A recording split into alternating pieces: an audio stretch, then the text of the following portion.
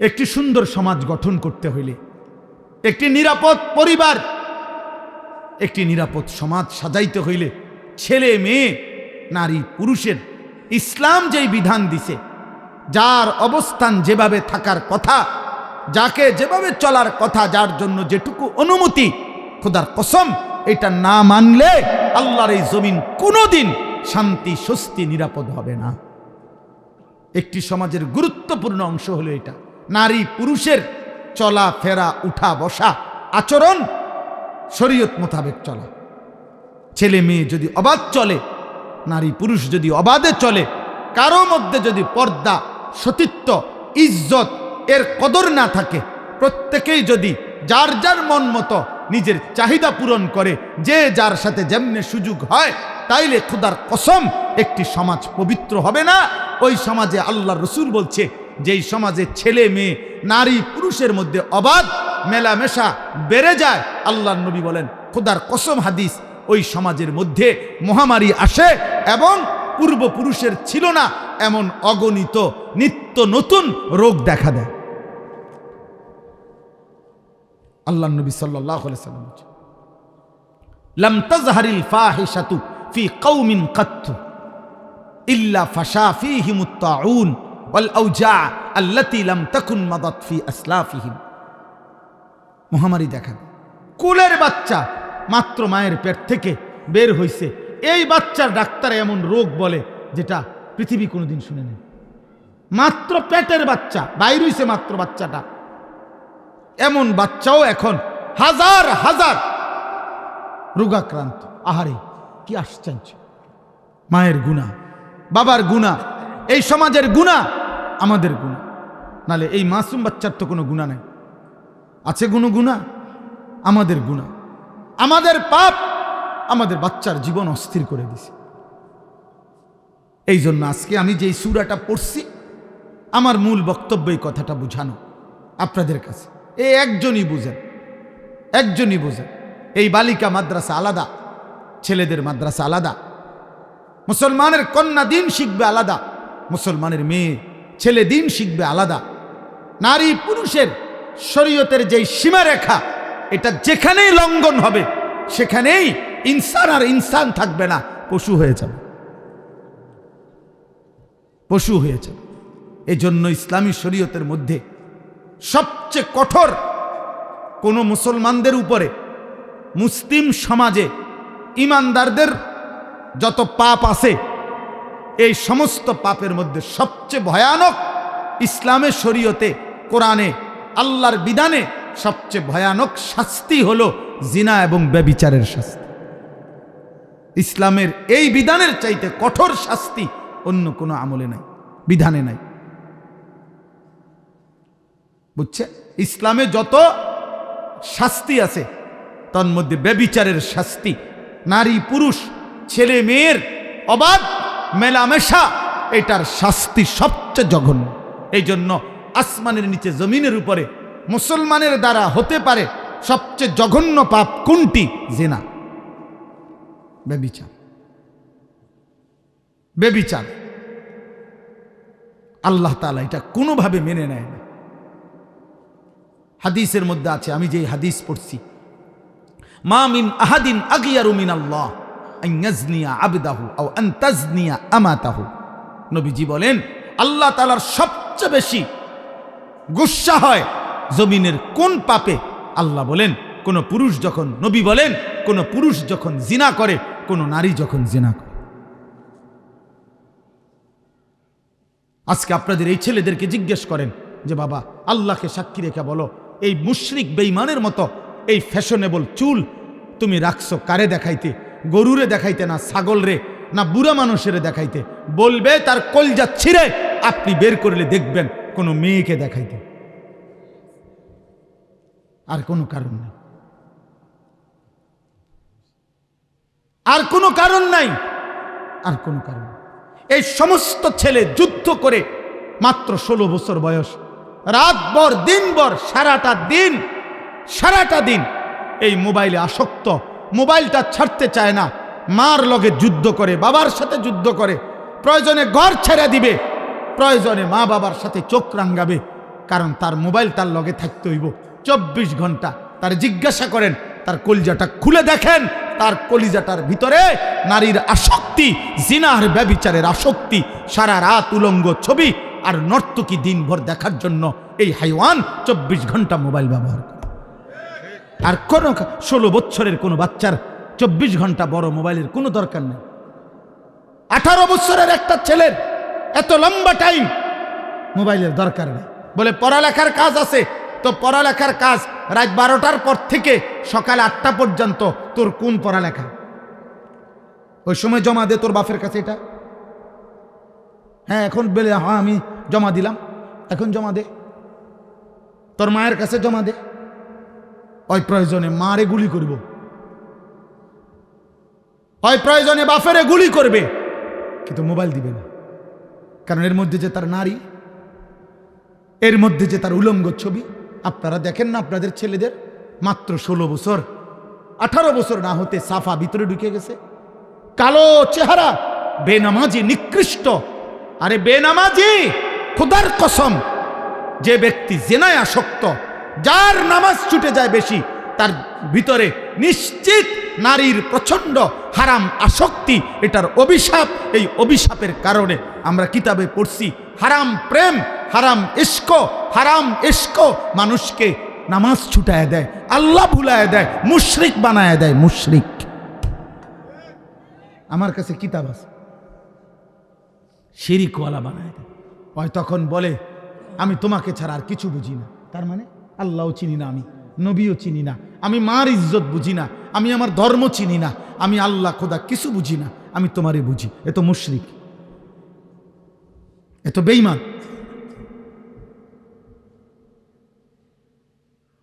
আপনারা দেখেন এইখানের যে ছেলেগুলো আছে এগুলো দাঁড় করান, দাঁড় করাইয়ে বলেন যে তোর উপরে আল্লাহর কোন গজব পড়লো, এক ওয়াক্ত নামাজ পড়লি না কেন? তোর বাবা মুসলমান না? তোর মা মুসলমান না? তোর মা তোরে বুকের দুধ পান করায় নাই? তোর গ্রামের কেউ তোরে বলে নাই তুই মুসলমান?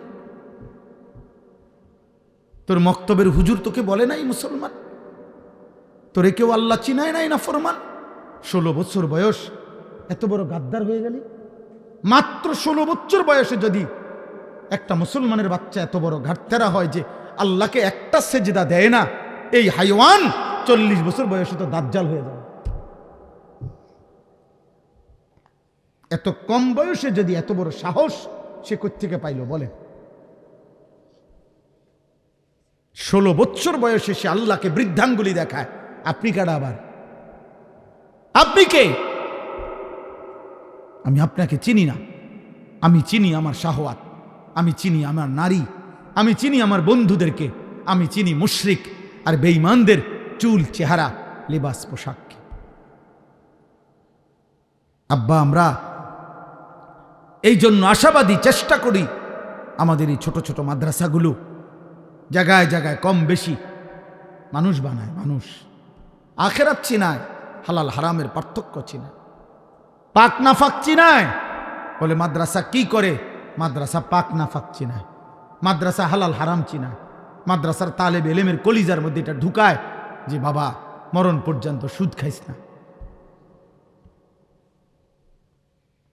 মাদ্রাসায় কথা শিখায় মানুষের উপরে গুলি করিস না, মানুষের গায়ে ছুরি মারিস না, কোনো হারাম নারীর সাথে বিবাহ বহির্ভূত কোনো হারাম সম্পর্ক করিস না। এটা জরুরি বাবা। একটা নারীকে, একটা মেয়েকে তার ইজ্জতের কদর শিখায়, তার সতীত্বের মর্যাদা বুঝায়। সে বুঝে আমার ইজ্জত দামি, আমার সতীত্ব দামি।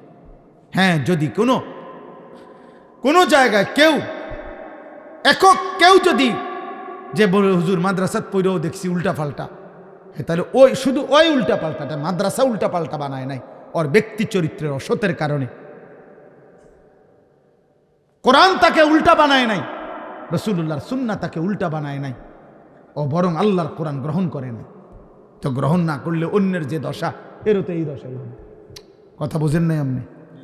আমি নিজে সৌদি আরব কাবা ঘরের পাশে, আল্লাহর ঘরের পাশে ডিউটি করে, এতে 24 ঘন্টা সিগারেট খায়। আমি এরকম মানুষ দেখছি।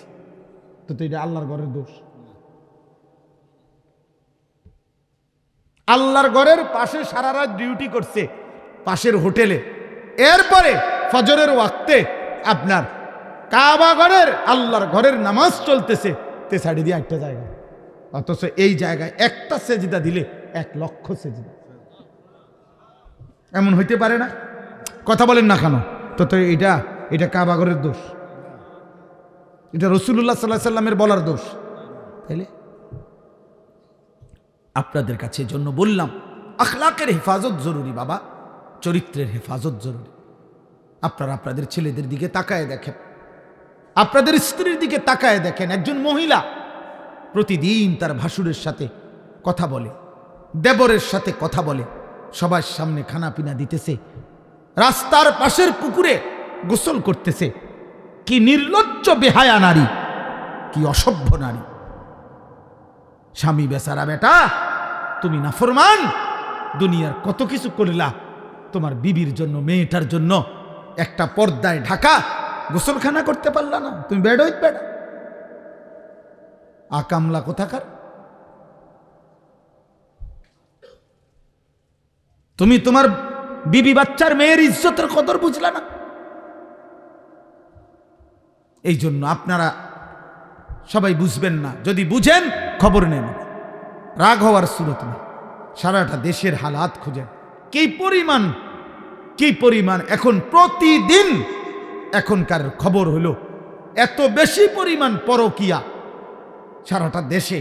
অর্থাৎ মহিলার স্বামী আছে, অন্য পুরুষে আসক্ত, পুরুষটার স্ত্রী আছে কিন্তু তে অন্য মহিলায় আসক্ত। প্রতিদিন এই খুন, মার্ডার, হত্যা হচ্ছে এই অসভ্যতার কারণে। গত 3 দিন আগে আমি নিজে পত্রিকায় পড়ছি, বাংলাদেশে উনি রিপোর্টার লিখছে যে বাংলাদেশে গত 1 বছরের ব্যবধানে গত 10 বছরের চাইতে বেশি HIV আক্রান্ত, এইডস আক্রান্ত রোগীর সংখ্যা গত 10 বছরের চাইতে বেড়ে গেছে। ওই দেখেন, এই বেয়াদব দেখেন, কাকে বলে, মানুষকে বলে না, ছাগলেরে বলে, কোনো খবর নাই, সে তার কাজে আছে। এই হলো গাদ্দার, এই হলো আহাম্মকদের। বললাম না আমি, এটা এই মোবাইলের প্রচন্ড আসক্ত যেগুলো, এদের ব্রেনে কোনো কাজ করে না, এরা প্রতিবন্ধী। হ্যাঁ বাস্তবে এরা কোনো পাক নাফাক, ভদ্রতা, আখলাক, উচিত অনুচিত বুঝেন। হের কথা হলো, আমি হুজুর তোর আব্বাও যদি বলে আমার মোবাইল ছাড়া জীবনে আমার আর কিছু নাই, আমার কোনো মা নাই, বাবা নাই, আমার কোনো আল্লাহ নাই, রসুল নাই, আমার কোনো হুজুর নাই, আমার কোনো ইমাম নাই, আমার কোনো ধর্ম নাই, আমার কোনো ইসলাম নাই, আমার কোনো কোরআন নাই, আমার একটাই আমার মোবাইল। নারী, ছবি, উলঙ্গ দৃশ্য, জিনা, ব্যভিচার, অশ্লীলতা, বেহায়াপনা, উল্লাস, মদ, জুয়া, মূল ফিকির, পড়কা। আমাদের কারো কোনো জনপ্রিয়তা দিয়ে দুনিয়াবি কোনো ফায়দা নেই, আখেরাতের কোনো ফায়দা নেই। পদ, পদবি, সুনাম, সুখ্যাতি, জনপ্রিয়তা, লোক বেশি লোক কম, এর মধ্যে কিচ্ছু নেই, বরং ঈমান আমলের মধ্যেই সব কিছু। একটা গুনাহ ছেড়ে দেওয়ার মধ্যেই সব কিছু। ওয়াকিফুহুম ইন্নাহুম মাসউলুন। কোরআনুল কারীমের মধ্যে আছে, আল্লাহ তাআলা হাসরের দিন ফেরেশতাদেরকে বলবেন, আমার একজন একজন বান্দাকে এনে আমার সামনে দাঁড় করাও, আমি আল্লাহই আমার বান্দাকে জিজ্ঞেস করব। তাইলে একজন একজন করে আল্লাহ তাআলা আমাদের প্রত্যেককে জিজ্ঞেস করবেন, ইমাম সাহেবকেও, মুসল্লিকেও, বক্তা শ্রোতা সকলকে, পীর মুরিদ সকলকেই আল্লাহ তাআলার সামনে হিসাবের মুখোমুখি হইতে হবে। জিন্দিগির আমল নামা হাতে নিতে হবে, সারা জীবনের কর্তব্য, করণীয় কর্মকাণ্ড আল্লাহ তাআলা আমাদের হাতে তুলে দিবেন। ফায়ুনাব্বিউকুম বিমা কুনতুম তা'মালুন। আল্লাহ বলেন, তিনি আল্লাহই তোমাদেরকে জানিয়ে দেবেন তোমরা সারা জীবন যা করেছ। ইয়াবাসুহুমুল্লাহু জামিআন। আল্লাহ বলেন, আল্লাহই তোমাদের সকলকে কবর থেকে হাসরের ময়দানে পুনরায় উঠাবেন। ফায়ুনাব্বিউহুম বিমা আমিলু। অতঃপর যাই করেছে বান্দা সব কিছু আল্লাহ শোনাবেন। আহসাহুল্লাহু ওয়া নাসু। আল্লাহ বলেন, হইতে পারে আমার বান্দা নিজে ভুলে গেছে, কিন্তু আমি আল্লাহ গুনে গুনে হিসাব করে রেখেছি। অকুল্লা শাইইন আহসাইনাহু কিতাবা, আমি সব কিছু আমল নামার মধ্যে গুনে গুনে লিখে রাখছি। বান্দা তোমার এক বিন্দু জুলুম হবে না। অহুম লা ইউজলামুন, আল্লাহ তাআলা বলছেন আখিরাতে বান্দা এক বিন্দু জুলুম হবে না। তোমার একটা নেকিও কম হবে না, তোমার একটা গুনাহও বেশি হবে না। ঠিক তুমি যা করেছো তাই, ঠিক তুমি যা করেছো তাই, কোনো কমতি বেশতি লা জুলমাল ইয়াউম। হাসরের দিন আল্লাহ বলবেন বান্দা আজ কোনো জুলুম হবে না, আজ ইনসাফ হবে, আজ ন্যায় বিচার হবে। আজকে আমি আল্লাহ তাআলা এই পৃথিবীতে হয়তো জালেম জুলুম করে এলাকা ছেড়ে গেছে গা, এই পৃথিবীতে হয়তো জালেম জুলুম করে কবরে চলে গেছে, মজলুম মাটিতে, মজলুম হয়তো কবরে, জালেম মাটিতে। তাইলে বিচার প্রার্থী হয়তো কবরে, হ্যাঁ, আপনার যার বিচার বিবাদী সে মাটিতে। অর্থাৎ এখন তো এরকম ব্যবধান। আল্লাহ বলবেন হাসরের ময়দানে বান্দা আজ আমি সবাইকে একত্রে সামনে আছে, জালেম মজলুম, নির্যাতিত নির্যাতনকারী, সম্পদ লুণ্ঠনকারী, আবার যার সম্পদ লুণ্ঠন করছে সে, বাদী বিবাদী সব এখানে আছে। আজকে শতভাগ ইনসাফের ফয়সালা হবে, ইনসাফের ফয়সালা হবে। ওয়া নাদাউ মাওয়াজিনাল কিসত, আমি আল্লাহ তাআলা ইনসাফের পাল্লা আমি আল্লাহ তাআলা স্থাপন করব। এই জন্য আমরা কিতাবের মধ্যে পড়ছি যে আল্লাহ তাআলা নির্দিষ্ট একটি দিন আখিরাত কেন নির্ধারণ করছেন? এই জন্য নির্ধারণ করেছেন সেদিন সকলকে একসাথ করবেন। আজকে মনে করেন কবরে গিয়া যদি একটা লোক আল্লাহর কাছে বিচার প্রার্থী হয়, ওই ব্যক্তি আমারে জুলুম করছে, আল্লাহ আমি এটার বিচার চাই, তো ওই লোক তো এখনো মরে নাই, আপনি না মরে গেছে, তাইলে ব্যবধান হইতে পারে। কিন্তু আখিরাত একটি নির্দিষ্ট দিন, সেদিন সকলেই একই জায়গায় কি থাকবে? উপস্থিত। এই জন্য ভাই বাবা, আমি এটা সহজ কথা বুঝি যে আমাদের এই সবগুলো আয়োজন আখিরাত, মূল ফিকির আখিরাত। আখিরাত, আল্লাহ তাআলা আমাদেরকে আখিরাতের অনুভূতি দান করে। তোমরা যে সমস্ত কিশোর ছেলে আল্লাহ চেনো না, রাসূল চেনো না, নামাজ চেনো না, বন্দিগি চেনো না, হালাল হারাম চেনো না, পাক নাফাক বুঝো না, মনে রাখো বাবা, আমি আবারও বলছি, শুরুতে একবার বলছি এই কথা, এই যে অসংখ্য ছেলে আছো তোমরা পাক নাফাক বোঝো না, মানে পেশাব পায়খানার পরে ইসলামী শরীয়ত যেভাবে পবিত্র হইতে বলছে তুমি সেভাবে হও না। বীর্যপাত হলে কমপক্ষে 15 বছরের ঊর্ধ্বে যাদের বয়স তাদের বীর্যপাত হয়, তখন গোসল ফরজ হয়। সেই ফরজ গোসল ইসলাম যেভাবে করতে বলছে ওইটা যার হয় না সে নাপাক, সে অপবিত্র, তার কাছে পাক নাফাকের কোনো পার্থক্য নেই। যার কাছে সব নারী বরাবর, মা রাস্তার নারী বরাবর, সে মাকেও দেখে, আবার রাস্তার নারীও দেখে, মোবাইলের উলঙ্গ নারীও দেখে, একে দেখা তার অনুমতি আছে না নাই এটা তার কোনো বাজ বিচার না, তার মনে চাইছে সে দেখবে। টাকা লাগছে, এবারে জমি বেচ্চা কিছু লইছে, সুদে কিস্তিতে মিলাইয়া টাকা মিলাইয়া নিছে, কারণ হালাল হারাম বলতে কিছু নেই, আমার টেয়া দরকার, আমার চাহিদা পূরণ হওয়া দরকার, আমি নারী দেখা দরকার, মন চাইছে আমি টেলিভিশন দেখলাম, আমার মন চাইছে। হালাল না হারাম এই পার্থক্য জ্ঞান খোদার কসম যার মধ্যে নাই ওই জানোয়ার,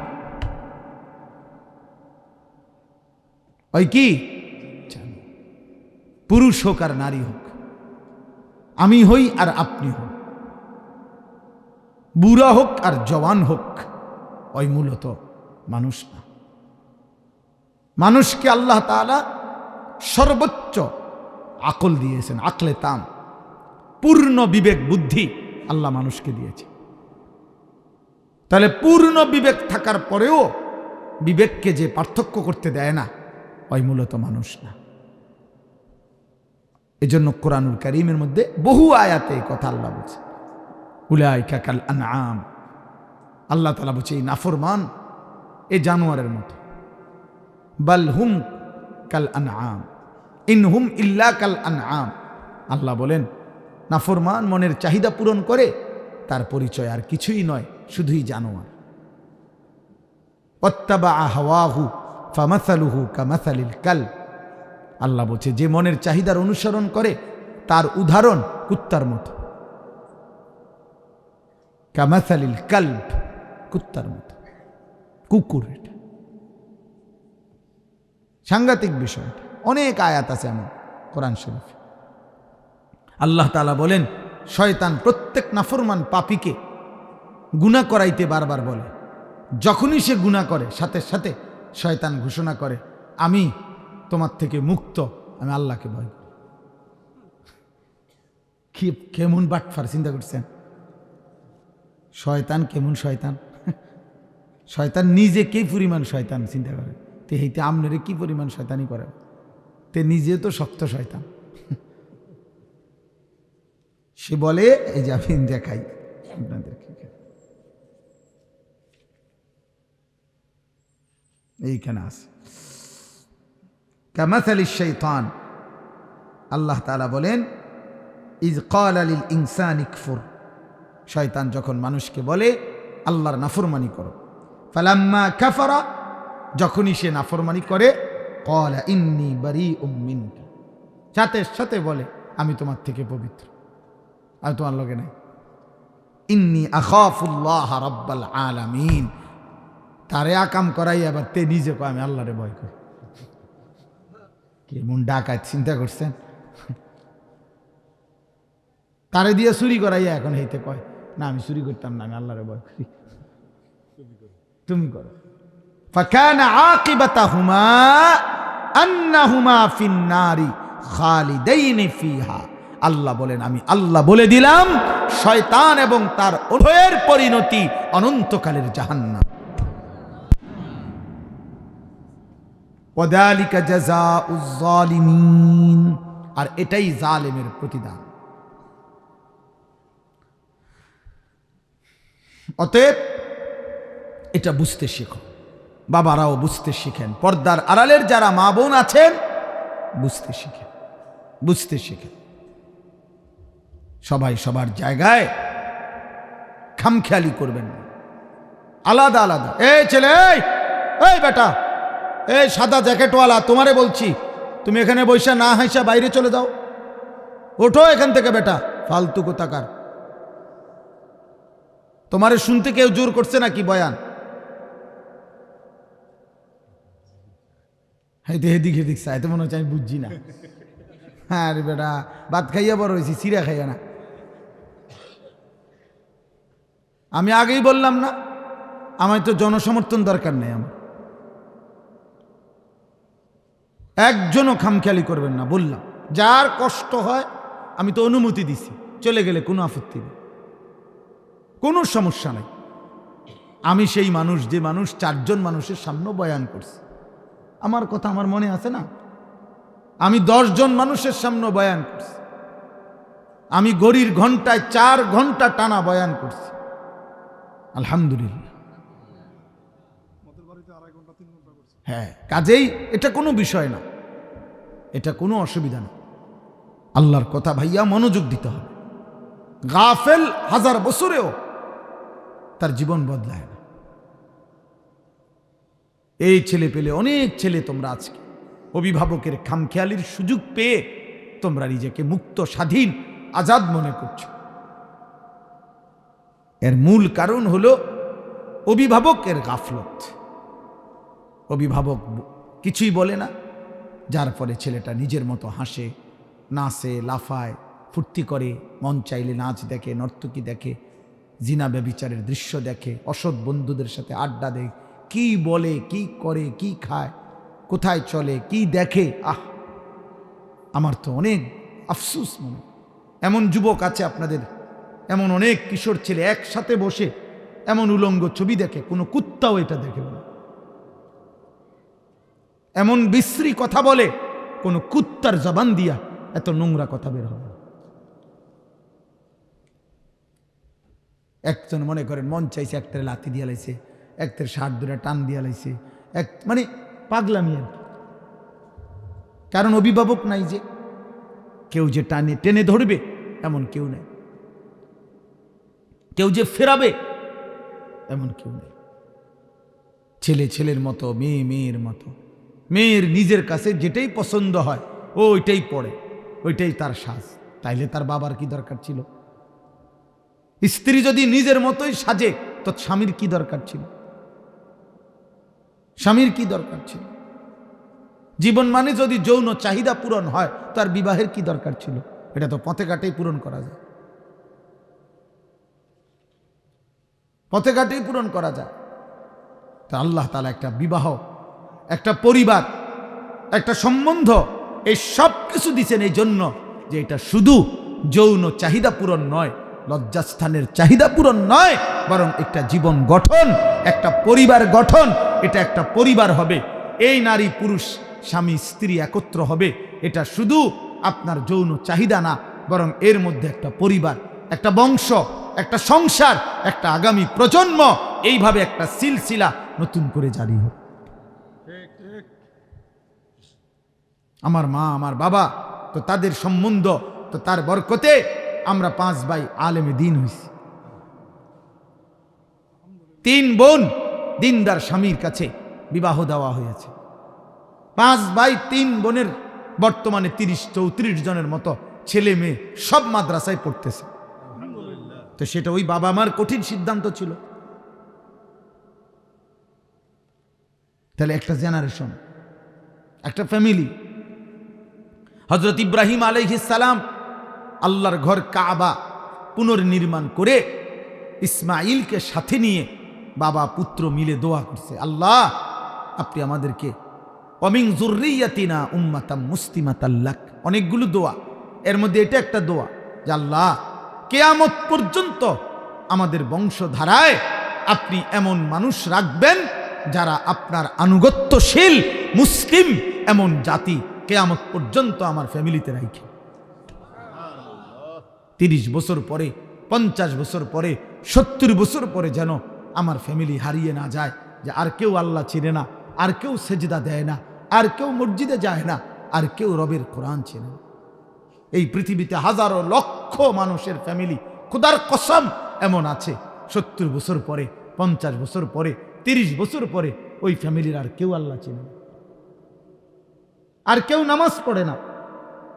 হয়তো দাদা নামাজ পড়তো, হয়তো দাদার বাবা নামাজ পড়তো।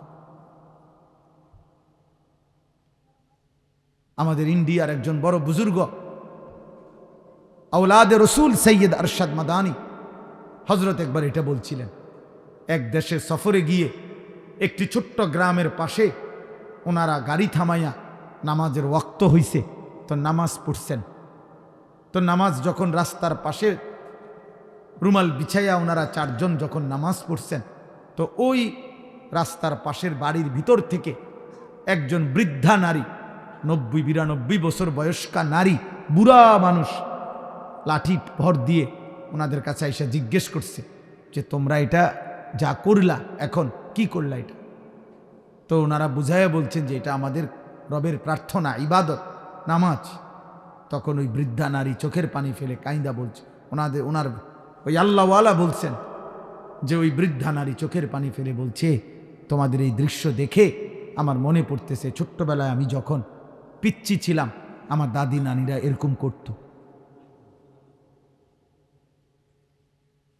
আমার দাদি নানিরা এমন করতেন। আজ সময়ের ব্যবধানে তারা ভুলে গেছে, ওই চিনতেছে না নামাজ কি। মনে করেন 60 বছর, 50 বছর যখন, 30 বছর যখন কোনো ফ্যামিলিতে হালাল উপার্জনের কোনো কথা হয় না, তো একদিন সব হারাম করবে। একদিন নাতি ফুত সবে বুঝবো যে সুদের ব্যবসা, কিস্তির ব্যবসা, বাটফারির ব্যবসা, এটাই জীবন, এটাই। একটা ছেলে যদি 40 বছর, 30 বছর, 20 বছর জন্মের পর থেকে সে যদি ছোট্টবেলায় বুঝ হওয়ার পর থেকেই দেখে তার বাপ দাদা চাচা ভাই সব বিড়ি সিগারেট খায়, এই ছেলেটা বুঝবে এটাই জীবন, এটাই জীবন। একটা মেয়ে যদি বুঝ হওয়ার পর থেকে দেখে তার মা বেপরদা, চাচার লগে কথা কয়, ভাসুরের সাথে কথা বলে, যে কোনো মানুষের লগে কথা কয়, রাস্তাঘাটে চলাফেরা করে, তো খোদার কসম ওই মেয়ে এটাই শিখবে যে এটাই জীবন, এটাই জীবন। এই জন্য আজকে আমি প্রথম আপনাদের কাছে এই বালিকা মাদ্রাসা মুসলমানের মেয়েদেরকে দিন শিখায়, মুসলমানের ছেলেদেরকে আলাদা দিন শিখায়। এই ব্যবস্থাপনা আমাদের হক্কানি রব্বানি উলামায়ে কেরামের, যে মুসলমানের কন্যা আলাদা দিন শিখবে, মুসলমানের ছেলে আলাদা দিন শিখবে, যেন কোনো পর্যায়ে কোনোভাবে গুনার কোনো স্পর্শ যেন না হয়। কারণ ছেলে মেয়ের, নারী পুরুষের নির্দিষ্ট সময়ে একত্র হওয়া বিবাহের মাধ্যমে, এটা আল্লাহ তাআলার এমন চূড়ান্ত এমন একটা নিয়ামত, এই নিয়ামতের বরকতে প্রজন্মের পর প্রজন্ম, যদি আব্দুল কাদের জিলানীর বাবা মা একত্র না হতেন তো জামানার এই আউলিয়া কোত্থেকে আসত? যদি বাইজিদ বুস্তামির মা বাবা একত্র না হতেন তো বাইজিদ বুস্তামি নামের এই জামানার বিখ্যাত বুজুর্গ কেমনে আসত বলেন? এই জন্য নারী পুরুষ স্বামী স্ত্রীর পবিত্র বন্ধন এটা গুরুত্বপূর্ণ একটি সমাজের দায়িত্ব। এটা ছেলেদের আখলাকের হেফাজত করা, মেয়েদের আখলাকের হেফাজত করা। একটি পরিবারের প্রধান, খোদার কসম, বাবা মার প্রথম দায়িত্ব তার পরিবারের ছেলে মেয়েদের ঈমান আমল আখলাকের হেফাজত করা। আল্লাহর নবী সাল্লাল্লাহু আলাইহি ওয়াসাল্লাম বলছেন, তোমরা তোমাদের সন্তানের বয়স যখন 10 বছর হয়, ওয়াফাররিকু বাইনাহুম ফিল মাদাজি', আল্লাহর নবী সরাসরি বলছেন, তোমাদের সন্তানের বয়স যখন 10 বছর হয় তোমরা বিছানা আলাদা করো। স্পষ্ট নিষেধ ইসলামী শরীয়তের মধ্যে, যে 10 বছর বয়সী দুই ভাই, আপন দুই ভাই, এক লেফ কম্বলের নিচে শোয়া স্পষ্ট নিষেধ। 10 বছর বয়সী দুই বোন, ভাই বোন, আপন ভাই বোন একত্রে এক বিছানায় শোয়া সম্পূর্ণ নিষেধ। অথচ স্বাস্থ্য ভাই, জ্যাঠতো ভাই, আত্মীয় স্বজনের বিয়ার বাড়ি, 8 বছর 10 বছর 12 বছরের জি ফুত ফুলাফান সব ডিরে এক লগে হতাই দিয়ে গেছে, সব ডি শুয়ালা একসাথে। হায় রে মুসলমান, এত অসভ্যতা করে আল্লাহ পাওয়া যায়? এত অসভ্যতা করে সুখ পাওয়া যায়? ইসলাম একেবারে ছোট্ট কোলের বাচ্চাটার পর্যন্ত নজরদারি রাখছে। নবী সাল্লাল্লাহু আলাইহি ওয়াসাল্লাম এত গুরুত্ব দিছে যে একটা বাচ্চার নাম এত গুরুত্বপূর্ণ যে আজীবন নবীজি যখনই কারো নাম শুনছেন এলোমেলো, আল্লাহ নবী তৎক্ষণাৎ সুন্দর নাম ঠিক করে দিছে, এখন ঠিক করো, এখন ঠিক করো। নামের সাংঘাতিক প্রভাব। বুজুর্গানে দিন বলে, মানুষের বক্তব্যের, মানুষের লিখনির শিরোনাম দেখেই বোঝা যায় ভিতরে কি হবে। কোনো মানুষের নাম শুনেই বোঝা যায় তার ঘর, তার পরিবার, তার ফ্যামিলির রুচি, ঈমান আমল আখেরাত, তাদের ফিকির কেমন। নামে তুইছে রিফন, নামে তুইছে লিটন, নামে তুইছে সফন, তো তার বাবার ভিতরে, মার ভিতরে আখেরাত পরকাল কদ্দুর আছে এটা তো শুনলেই বোঝা যায়। নাম শুনেই তো আন্দাজ করা যায়। বুঝেন নাই কথা? নামেই তো লিফি, নামেই সোনালি, হ্যাপি, তো নাম শুনেই তো আন্দাজ করা যায় মা বাবার কলিজার ভিতরে আখেরাত আছে কিনা।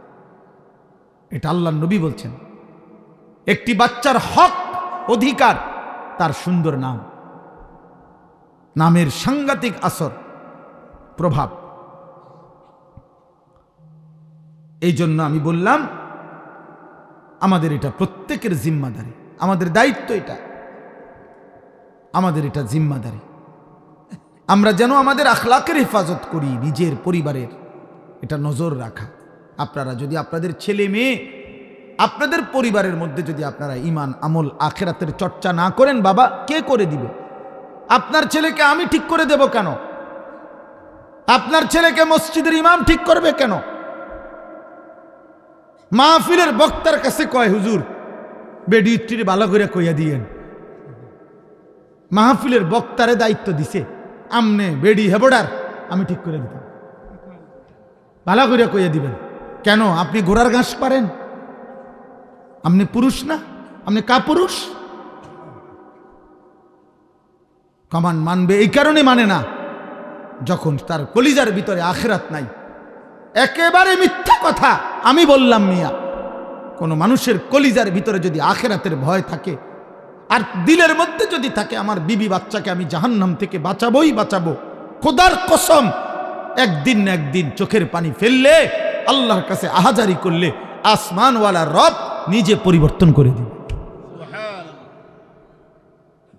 আপনি আল্লাহর কাছে চাইছেন কয়বার?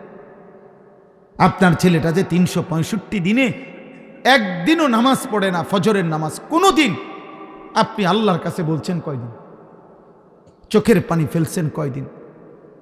আপনার স্ত্রী যায় 10 বছর ধরে বেপর্দা, আপনি একাকী আল্লাহর কাছে চোখের পানি ফেলছেন কয়দিন? আপনার একটা ছেলে মেয়ে যে আল্লাহর কোরআন পড়তে পারে না, আপনি আল্লাহর কাছে বলছেন কয়দিন? বলেন। হুজুরের কাছে দোয়া চাইছেন কয়দিন? কেবল বিল্ডিং, দালান, খাট, সোফা, জমি, বিদেশ, বাতের থালা, টাকা পয়সা, এটার জন্যই শুধু দোয়া চায়। ছেলেটা বিদেশ যাইব, দোয়া করেন। কুদ্দুস জায়গা লইছি, দোয়া করেন। একটা বিল্ডিং করতে আসি, দোয়া করেন। বাজারে একটা ভিট লইছি, কুদ্দুর দোয়া করেন।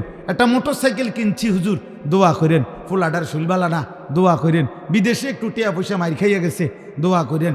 বিশা নাই হুজুর, দোয়া করেন। আকামার মধ্যে ফেঁস লাগিয়া রয়েছে, দোয়া করেন। এগুলো আখেরাত? কথা বলেন না কেন? এগুলো আখেরাত? তাহলে আপনি তো দুনিয়া লুভি, আপনি তো সম্পদের লালসা আপনার, আপনি তো ঘুরে ঘুরে এগুলাই বললেন। কই আখেরাত কই? ইব্রাহিম আলাইহিস সালাম তো বলছে, আল্লাহ আমি আর কিছু চাই না, আপনার ঘর কাবার বানানোর বরকতে বিনিময়ে আমার বংশধর কিয়ামত পর্যন্ত আপনার আনুগত্যশীল উম্মতে মুসলিমা হিসাবে আমার ফ্যামিলির কবুল করেন। তাই বাবার চাওয়া এটা, বাবার চাওয়া হবে এটা, আল্লাহ আমি দুনিয়া থেকে চলে যাব, বিল্ডিং থাকবে না, ওরা পারলে করবে, কিন্তু আমার বংশধর যেন কিয়ামত পর্যন্ত আপনাকে চেনে, আপনার সেজদা করে। নবীজি হাদিসের মধ্যে আছে, নবীজির সাহাবী আনসার যারা মদিনার, ওনারা একদিন নবীজিকে বলছে, ইয়া রাসূলুল্লাহ আপনি আমাদের জন্য একটু দোয়া করেন। আল্লাহর নবী বলছে, আল্লাহুম্মা গফিরিল আনসার, আল্লাহ আমার আনসার সাহাবীদেরকে মাফ করে দেন। তো সাহাবীরা তো মনে করছে শেষ, নবীজি শেষ করে নাই। ওয়া বানিল আনসার, আল্লাহ আমার আনসারের ছেলেদেরকেও মাফ করে দেন। ওয়া আবনাই বানিল আনসার, আল্লাহ আমার আনসারের সন্তানের সন্তানদেরকে মাফ করে দেন। এইভাবে 7 পুরুষ পর্যন্ত নবীজি দোয়া করছে। দোয়া চাইছে শুধু উনি নিজের জন্য, আল্লাহর নবী উনার বংশধারার 7 পুরুষ পরবর্তী প্রজন্মের জন্য নবী মাগফিরাতের দোয়া করে দিয়েছে। তাইলে দোয়া তো এইটা, দোয়া তো আখিরাত, দোয়া তো স্ত্রী সন্তান এবং নিজের পরকাল, পরকাল। এই জন্য বাপ, মাশাআল্লাহ, নেও ভাই, হাতে হাতেই নাও, রুমাল লাগবে না, হাতে হাতে নাও, দেন। আপনারা প্রত্যেকে, ছেলেরা বাপ তোমরাও দাও, যে যেটুকু হয় মহব্বত করে দেন। اللهم صل على محمد وعلى آل محمد كما صليت على إبراهيم وعلى آل إبراهيم إنك حميد مجيد। আমাদের গ্রামের একজন মুরব্বি আবুল কাশেম খোকন, উনি আইসিইউতে আছে। আল্লাহ শিফা করেন। আমাদের সাবেক মন্ত্রী আলহাজ ব্যারিস্টার রফিকুল ইসলামী আমাদের গ্রামের সন্তান, উনিও মানে খুব অসুস্থ, ওর জন্য একটু দোয়া করবেন। আল্লাহ শিফা করেন।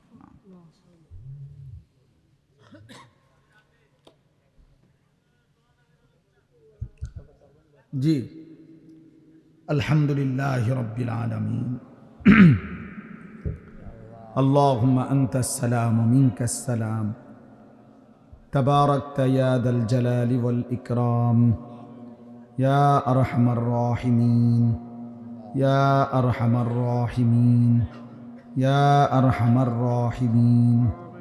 ربنا ظلمنا أنفسنا وإن لم تغفر لنا وترحمنا لنكونن من الخاسرين ربنا آتنا في الدنيا حسنة وفي الآخرة حسنة وقنا عذاب النار رب ارحمهما كما ربياني صغيرا ربنا هب لنا من أزواجنا وذرياتنا قرة أعين وجعلنا للمتقين إماما رب اجعلني مقيم الصلاة ومن ذريتي ربنا وتقبل دعاء ربنا اغفر لي ولوالدي وللمؤمنين يوم يقوم الحساب মওলায়ে করিম রাত গভীর মাওলা ঠান্ডা কুয়াশার শীতের গভীর রজনীতে অল্প কয়েকজন নাফরমান গোলাম আপনার শাহী দরবারে হাত উঠাইলাম আল্লাহ আপনি আমাদের হাতগুলো কবুল করে নেন আমাদের জিন্দেগীর সব গুনাহ মাফ করে দেন পেছনের জীবনের সব গুনাহ মাফ করে দেন আল্লাহ পিছনটা খুব বেশি গুনায় গুনায় ভরে গেছে মাওলা আপনি মাফ করে দেন আযাব দিলে আপনার কোনো লাভ নাই মাফ করে দিলে আপনার কোনো ক্ষতি নাই আল্লাহ মাফ করলে আপনার ভান্ডারে কমবে না মাফ না পেলে আমাদের উপায় থাকবে না আল্লাহ আপনি মাফ করে দেন আপনি মাফ করে দেন আপনি মাফ করে দেন সমস্ত কবরবাসীদেরকে মাফ করে দেন কিয়ামত পর্যন্ত কবরের আযাব মাফ করে দেন কবরগুলোকে জান্নাতের টুকরা বানিয়ে দেন আল্লাহ আপনার নূরে রহমত দ্বারা ভরপুর করে দেন আল্লাহ যার যত স্বজন যতখানে কবরবাসী হয়ে আছে মাওলা মাফ করে দেন মাফ করে দেন মাফ করে দেন আল্লাহ আপনি মাফ করে দেন আল্লাহ আপনি সমস্ত কবরবাসীদেরকে মাফ করে দেন আমরা যারা বেঁচে আছি আমাদের জীবন আপনি সুন্দর করে দেন ঈমান আমল দান করেন ইজ্জত আফিয়ত দান করেন তাকওয়া তহারত দান করেন হিম্মত ইস্তেকামত দান করেন সেজদাওয়ালা কপাল বানিয়ে দেন কাঁদিনেওয়ালা চোখ বানিয়ে দেন জিকিরওয়ালা জবান বানিয়ে দেন মোহাব্বতওয়ালা দিল বানিয়ে দেন আল্লাহ জিনা বেবিচার হারাম অশ্লীলতা বেহায়াপনা থেকে বাঁচান মদের আসক্তি জুয়ার আসক্তি থেকে বাঁচান মোবাইলের আসক্তি নারীর আসক্তি থেকে বাঁচান রে মাওলা আল্লাহ আল্লাহ আল্লাহ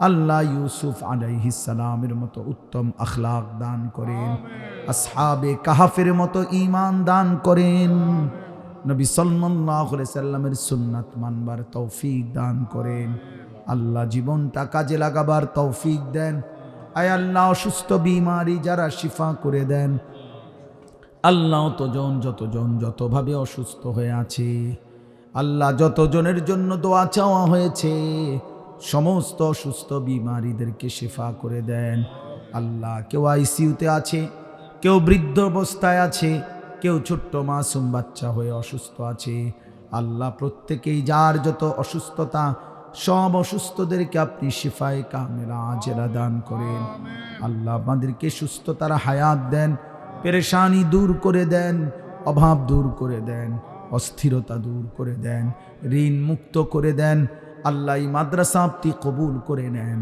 মাদ্রাসা আপনি কবুল করে নেন মাদ্রাসা আপনি কবুল করে নেন মাদ্রাসা আপনি কবুল করে নেন মাদ্রাসা আপনি কবুল করে নেন মাদ্রাসার জরুরত আপনি পূরণ করে দেন আল্লাহ মাদ্রাসা যেন আল্লাহ শতভাগ পর্দা পুশিদা মেনে রক্ষা হয় আল্লাহ গুনাহমুক্ত যেন হয় আল্লাহ গুনাহমুক্ত যেন হয় মুসলমানের কন্যার ইজ্জত আবরুর যেন হেফাজত হয় মুসলমানের মেয়ে যেন আখিরাতের বুঝ পায় আল্লাহ আপনি তৌফিক দেন আল্লাহ যে বাচ্চাগুলো পড়ে আল্লাহ তাদেরকে আবেদা জাহেদা ফাতেমা রাবেয়া বসরিয়ার মতো বানিয়ে দেন পর্দার আড়ালের আমার যত মা বোন হাত তুলেছে আল্লাহ আপনি সবাইকে নেককার নারী হিসাবে কবুল করেন পর্দানশীল নারী হিসাবে কবুল করেন মা ফাতেমা আয়েশা রাবেয়া বসরিয়ার মতো বানিয়ে দেন আল্লাহ বাবা চাচাদেরকে আরও বেশি নেক আমলের তৌফিক দেন। কিশোর যুবক ছেলেগুলোকে নামাজ আল্লাহ সেজদাওয়ালা বানিয়ে দেন। আল্লাহ প্রত্যেকের অভাব দূর করে দেন, হালাল রুজি রোজগারে বরকত দেন। আল্লাহ প্রবাসী বিদেশের জমিনে যারা সহি সালামতে নিরাপদে রাখেন, মাদ্রাসায় যখন যারা যেটুকু দান করেছে আল্লাহ প্রত্যেককে উত্তম বিনিময় দান করেন, আমাদের সকলের নেক মাকসাদ পূরণ করে দেন। আল্লাহ আমার মহব্বতের অনেক মানুষ এখানে বসে আছে, আল্লাহ সবাইকে কবুল আর মঞ্জুর করেন। রব্বির হামহুমা কামা রব্বায়ানি সগীরা। সুবহান রাব্বিকা রব্বিল ইজ্জাতি আম্মা ইয়াসিফুন ওয়া সালামুন আলাল মুরসালিন ওয়ালহামদুলিল্লাহি রাব্বিল আলামিন।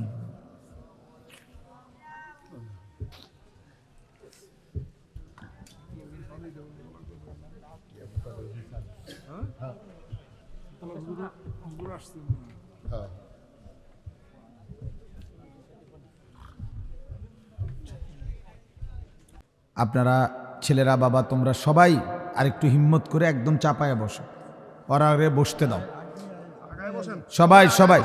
আমি আদেশ করলাম সবগুলো ছেলে তোমরা কষ্ট করে চাপাও। আরেকজন দেখতেছো দাঁড়ায় আছে, তো এটা তোমার ভদ্রতা। দাঁড়াও সবাই মিলে ভিতরে আসো, আরো চাপাও। কথা বলেন না, কথা বলেন না, একজনও কথা বলবেন, একদম চুপ, কেউ কোনো বুদ্ধি দিবেন না। আমি বলতেছি ফাঁকা জায়গা পূরণ করে। ছেলেরা বাপ তোমরা ঢোকো, ভিতরে ঢোকো সবাই, সবাই ফাঁকা করে যেমনি সুযোগ হয় কষ্ট করে বসো। মাশাআল্লাহ মাশাআল্লাহ। ওই লাল জাম্পারওয়ালা ভাই তুমি বসো।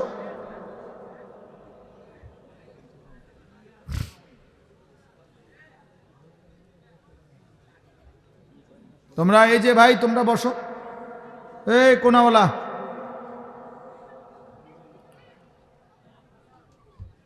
আচ্ছা, এই ছেলে ওইখানে বসো তোমরা। হ্যাঁ অসুবিধা হলে চলে যাও, চলে গেলে আরো ভালো। ঠিক আছে, ওই অটোতে বসাতে তো না, এনে বসো এনে। আরে ভাই এখানে আসো, আখলাক শিখো বেটা। তোমাদের এখানে বাবা চাচার বয়সী মুরব্বী আছে, আসো। মাশাআল্লাহ। আবার তোমরা দাঁড়ায় আসো কেন? না বসলে চলে যাও।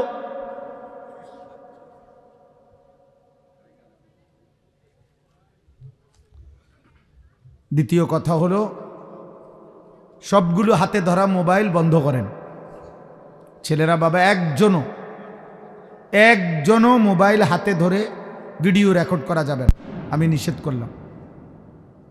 মানতে কষ্ট হলে চলে গেলে ভালো, আমার কোনো অসুবিধা নাই। আমি ব্যক্তিগতভাবে কোনো প্রার্থী না, আমার কোনো ভোটের প্রচারণা না, কাজে আমার সবার সমর্থন জরুরি না, জরুরি না। আমার আখেরাত জরুরি, একটু নেকি হওয়া জরুরি, সওয়াব দরকার। সবার সমর্থন কখনোই মিলবে না। রাসূলুল্লাহ সাল্লাল্লাহু আলাইহি ওয়াসাল্লামের পূর্ব থেকেও সমস্ত আম্বিয়ায়ে কেরাম, আউলিয়ায়ে কেরাম, সাহাবায়ে কেরাম, আল্লাহর পথে যারাই মানুষকে ডাকছেন সকলের শতভাগ সমর্থন হইলে তো সবাই কালেমা পড়ত। বুঝেন নাই কথাটা? কাজে এটা জরুরি কোনো বিষয় না। এই জন্য প্রত্যেকেই যেটুকু কথা আমরা শুনি মনোযোগ দিয়ে শুনতে হবে।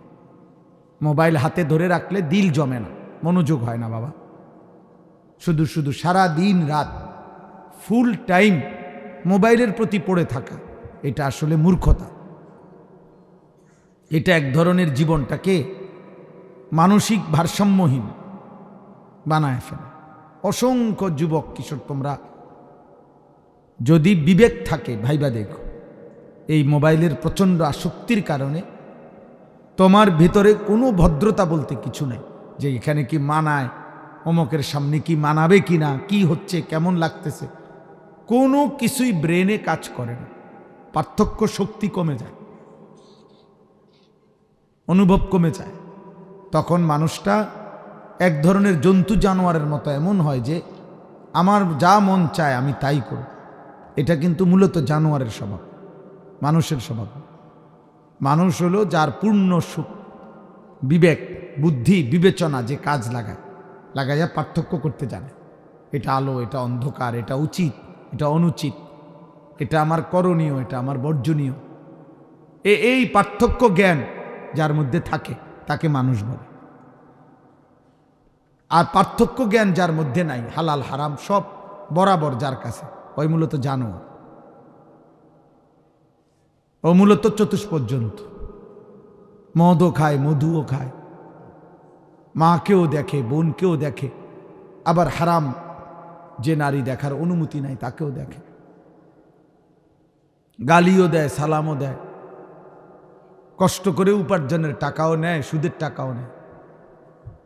তাহলে তার কাছে মূলত কি নেই? হালাল হারামের পার্থক্য নেই। এই ব্যক্তি মূলত মানুষ না, ওই ব্যক্তি জানোয়ার। মানুষ বলে পার্থক্য জ্ঞান আছে যার মধ্যে,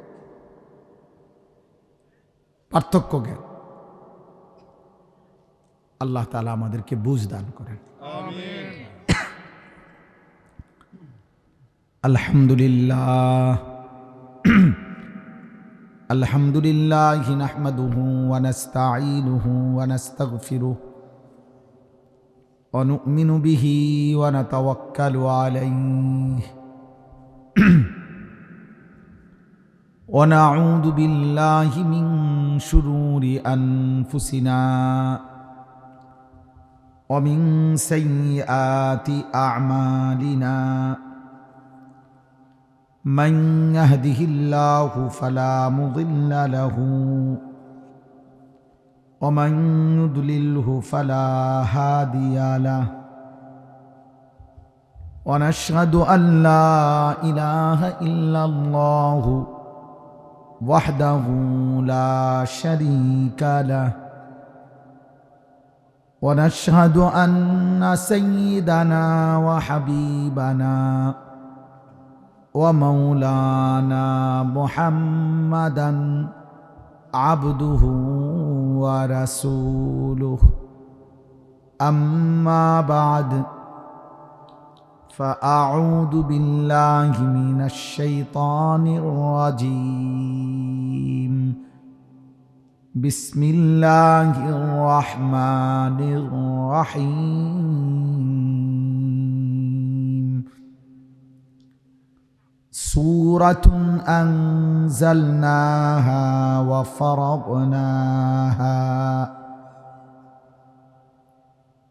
وفرضناها وأنزلنا فيها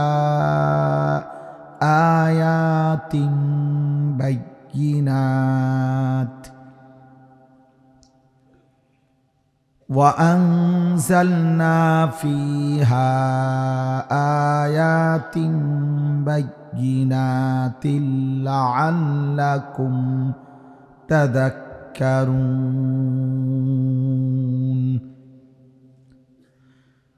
الزانية والزاني فاجلدوا كل واحد منهما 100 جلدة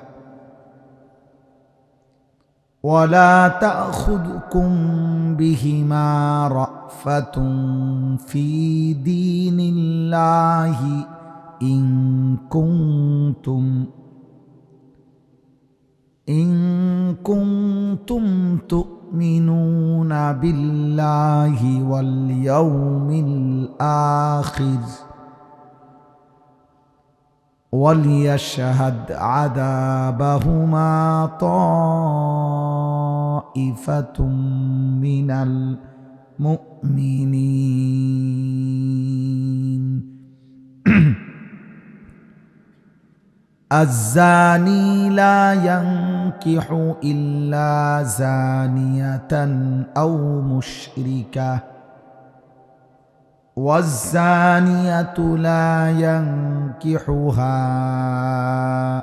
إلا زان أو مشرك وحرم ذلك على المؤمنين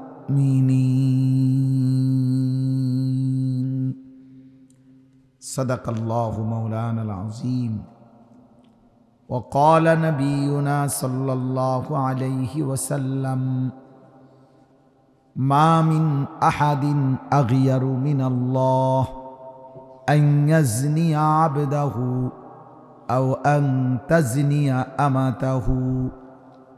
وقال صلى الله عليه وسلم من زنى وشرب الخمر نزع الله منه الإيمان كما يخلع الإنسان القميص من رأسه اللهم صل على محمد وعلى آل محمد كما صليت على إبراهيم وعلى آل إبراهيم إنك حميد مجيد اللهم بارك على محمد وعلى آل محمد كما باركت على إبراهيم وعلى آل إبراهيم إنك حميد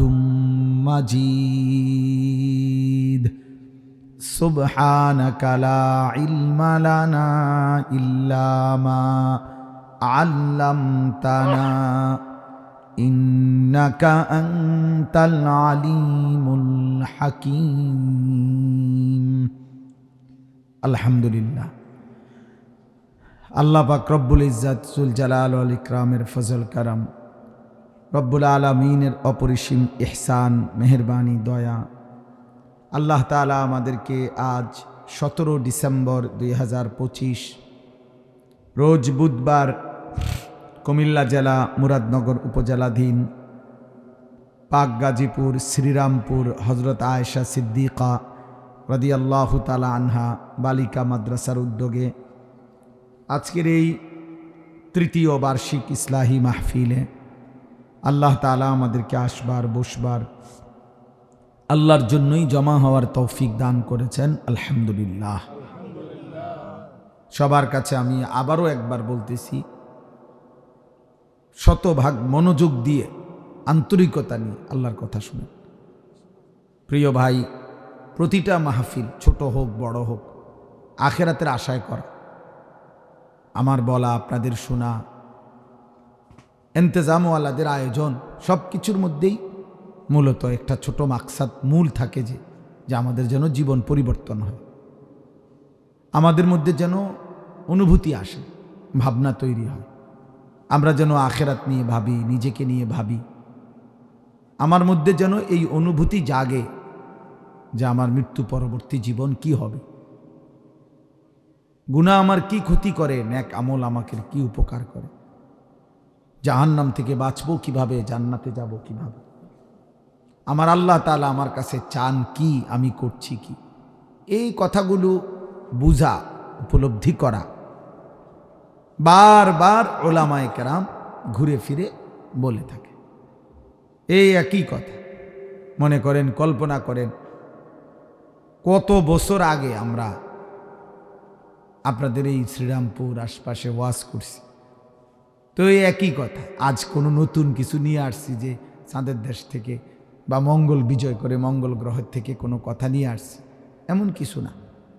ওই একই কথা, আখিরাতের চর্চা, কবরের কথা, পরকালের কথা, গুনাহ ছেড়ে দেওয়ার কথা, আল্লাহ তাআলার আনুগত্যের কথা। আমার মনে আছে যে ওনার নাম হলো রুক্কু মিয়া চাচা, হ্যাঁ, ওনার মাহফিলে আমি আগে অনেকবার আসছি সোনাকান্দা থাকতে। জি জি, রুক্কু মিয়া চাচা, অনেকবার ওনার মাহফিলে আমি বয়ান করছি। আজকে আসার পথে এখন বললাম যে আমাদের বাহার ভাইয়েদের মসজিদ বাড়ির সামনের যে, ওইখানে বয়ান করছি। এখানে আশেপাশে আমি অনেক জায়গায় হ্যাঁ আসছি। তাইলে বলার উদ্দেশ্য হলো ভাই, এই বছরের পর বছর আল্লাহ যেটুকু বলার তৌফিক দিছেন, মূল ফিকির আখিরাত।